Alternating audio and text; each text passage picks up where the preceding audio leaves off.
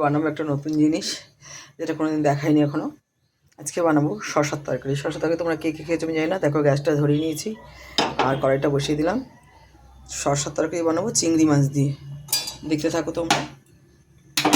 দেখো এখানে 700-মতো শশা আছে। আমি এইভাবে কেটে নিচ্ছি শশাটা। কড়াই গরম হয়ে গেছে, দেবো তেল। আগে ফার্স্ট আমি অল্প তেল দেবো চিংড়ি মাছটা ভাজার জন্য। গরম হয়েছে, দিয়ে দেবো চিংড়ি মাছটা দিয়ে দিলাম।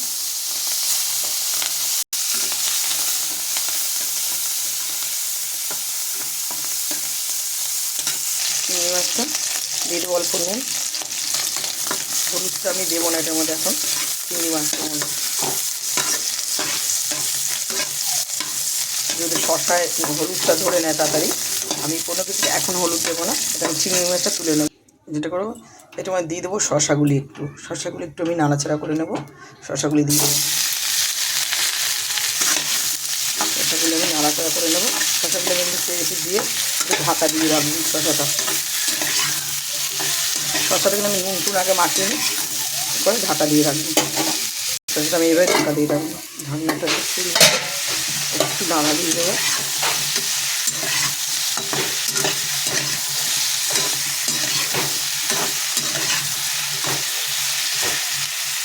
শশার সঙ্গে দিয়ে দেবো অল্প হলুদ, একদম অল্প। শশাটা কিন্তু হলুদ ধরে নেয় বন্ধুরা।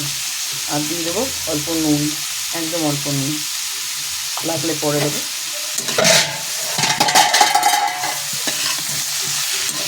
দেখুন এক ছিটটা নুন দিচ্ছি, তারপরে নুন হলুদ দিয়েছি। দেখুন একদম এক ছিটটা হলুদ। পেঁপেতে, লাউ আর এই শশাতে হলুদ কিন্তু সবসময় অল্প দেবেন। এবার আমি এটা ঢাকা দিয়ে রাখবো আরেকবার। এটা আমি নামিয়ে নেব। এবার শশাটা নামিয়ে রেখে দেবো আলাদা। দেখুন শশাটা আমি আলাদা রেখে দেবো না, একদম অল্প তেল। শশাটা আমি বেশি তেল দেবেন, একদম অল্প। দিয়ে দিলাম মেথি আর মৌরি সম্বাদ, মেথি আর মৌরি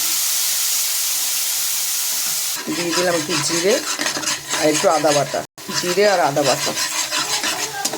এটা বেশি লঙ্কাও দেওয়া যাবে না। জিরে আদা বাটা মানে দুটো কাঁচা লঙ্কা আমি পেস্ট করে দিয়েছি। আর একদম স্লাইট একটু জিরে আদা বাটা দেখো। আর মৌরি আর সম্বাদ দেবো। মেথি দিয়ে দেবো, চিনি। নুনটা আমি আগে দিয়েছি, শশাটা খাওয়ার সময় নুন আর হলুদ, কিন্তু নুনটা এখন পরে দেখে আমি দেবো। দিয়ে দেবো শশাটা।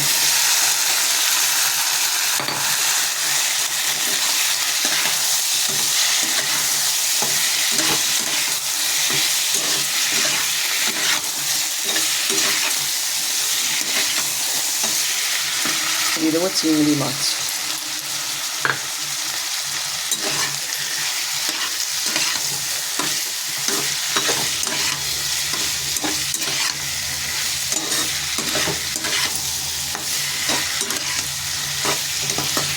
হলুদ আমি আর এর মধ্যে দেবো না। চলো এবার দিয়ে দেবো একটু জল।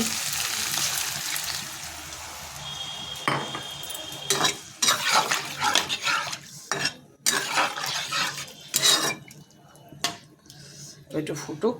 চলো আমি বাগান থেকে দুটো ধনেপাতা তুলে নিয়ে আসি। দেখো এখান থেকে নেব,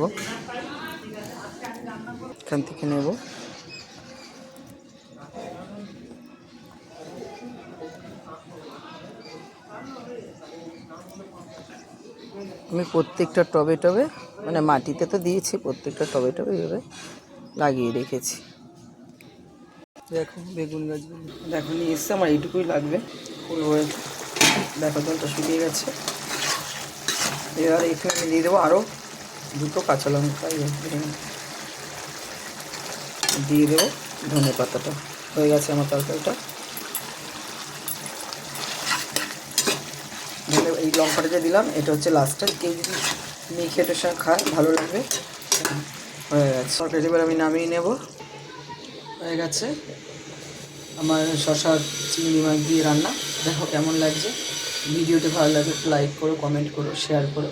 আর অবশ্যই যদি ঘরে মানে শশা এরকম হয়ে যায়, নষ্ট হয়ে যায়, আপনারা এইভাবে রান্না করেও খেয়ে নিতে পারেন। বা বাজার থেকে কিনে নিয়েও শশা, এইভাবে বড়ো শশা, ছোটো, এগুলি একদম কচি কচি শশাগুলি আমি করেছি। অবশ্যই বানিয়ে খাবেন, ভালো লাগবে। এটা খুব টেস্টি খাবার। এই তরকারিটা রুটির সঙ্গে বলেন, যে কোনো ভাতের সঙ্গে, সব কিছুর সঙ্গে এটা ভালো লাগবে। অবশ্যই খাবেন বানিয়ে।